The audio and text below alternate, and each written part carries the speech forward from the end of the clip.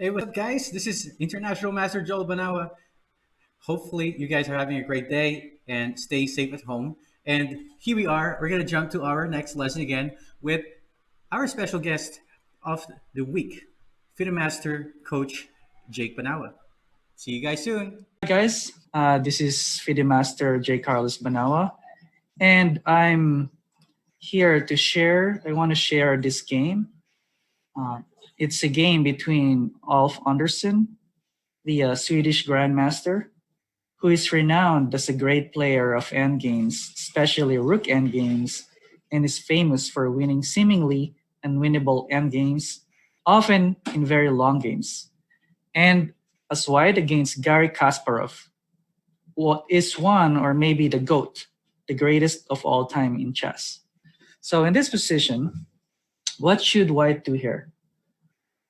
Black is threatening to play d5 to shut down this diagonal and black's and this diagonal from b2 to h8. So if you were white, what are you going to do? d5. So after white played d5, white unleashed the beast. The beast here is this dark squared bishop. By sacrificing the d5 pawn, now it has a good long diagonal. He takes d5, bishop g2, c6, and castle, then f6. As Coach Joel likes to state, every pawn move creates a weakness. After black played f6, now this g6 becomes weaker.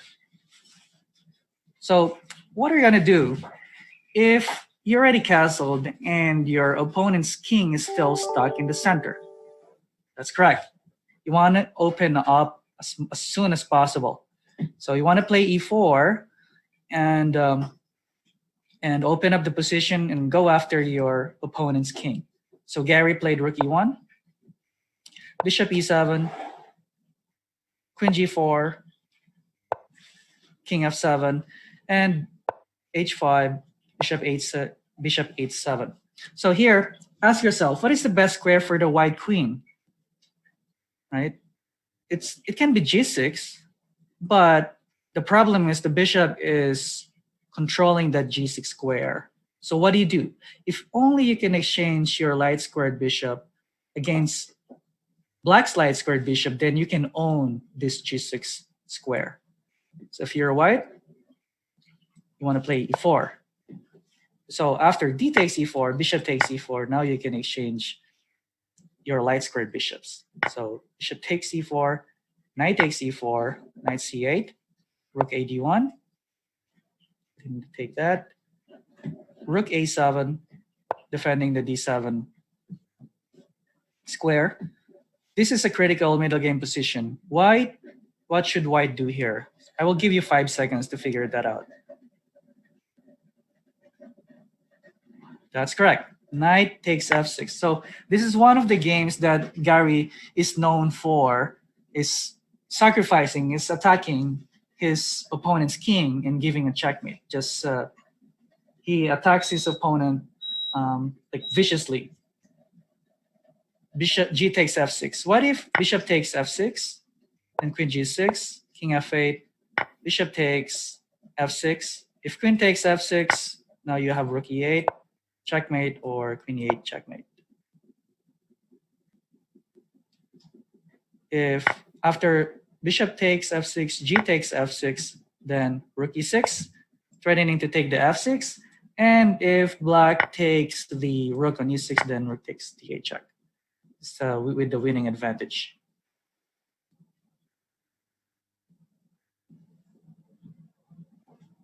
Okay, so after knight takes f6, Ulf took the knight with the pawn, and Garry played queen g6, check, king f8. And here, Garry's trying to figure out how should I continue this game?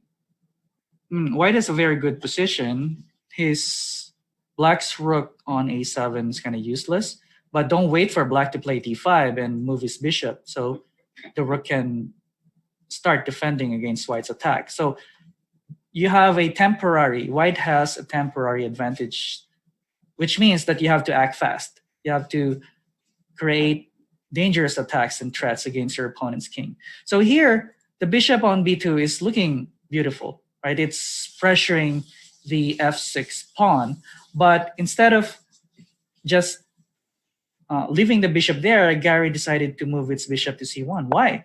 Because after bishop c1, now it's threatening to take the weak h6 pawn. That's why one of the hardest things to do in chess is when you already have a nice bishop, you're hesitant to relocate it, or you're hesitant to move it away because it's already beautiful. But bishop c1 has a stronger threat. d5, rook d4. So the problem with bishop takes h6, if you do that, then rook takes h6, queen takes h6, king g8, rook d4, threatening to play rook g4 with a mating attack. But black has this defensive maneuver with bishop g7. Now this is what white is trying to avoid, getting the black rook in the game, because after rook g4, then now he has this rook g7. Okay. So after rook d4, knight d6, rook g4, then threatening to play queen g7, knight f7. Now bishop takes h6. If, for example, knight takes h6, then queen g7, king e8, queen takes h8, king d7, and queen takes h6. After bishop takes h6, if rook takes h6, then queen g8, checkmate. So bishop h6, Ulf played king e8. Garry played bishop g7, threatening to take the rook, and planning to advance the pawn. So after bishop g7, Ulf Andersson already resigned. Because the thing is, after rook g8, white can play h6, and with the idea of playing h7. And black will lose more material. Okay, so what are the lessons that we could learn from this example? Number one, look for possible positional sacrifice, which may make your pieces better. In this game, after Garry sacrificed his pawn on d5, he was able to unleash the beast, which is the bishop on b2. Second, as Coach Joel states, every pawn moves create a weakness. After your opponent makes a pawn move, see if you can exploit this weakness.